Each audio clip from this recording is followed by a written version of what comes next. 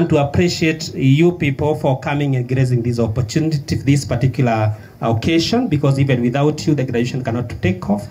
And my word of caution, or probably my words to the graduates, is that you are graduating as leaders and leaders of the church. You are graduating as people who are bound to teach the word of God. You are graduating as a people who are bound to become good mannered, let me use the word, good mannered leaders of people. You have graduated today because you want to become a change.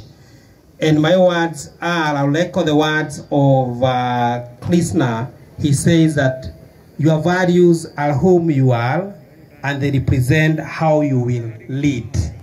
Your values are whom you are, and they present how you lead. And again, I'll give you two words from Gianni Bache. He says that leadership training is not a one-time event. It is a continuous process. And today, because you have started your process, people, you have started with your certificates, others have the diplomas. I'll challenge you that that's just a change process you have started. And that is basically a leadership process you have started. It is continuous, and today is a starting point. And we expect to see more and more. I echo the words of my senior, Dr. Ashira, that you need to really be the change that you want.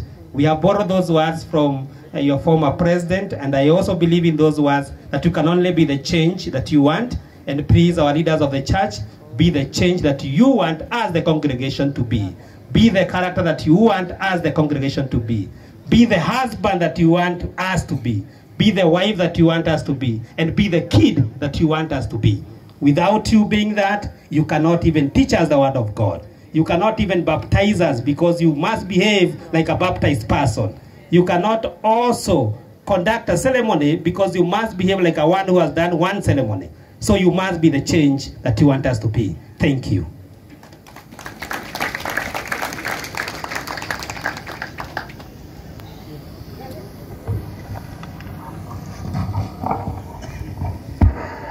Oh, our special guest speaker.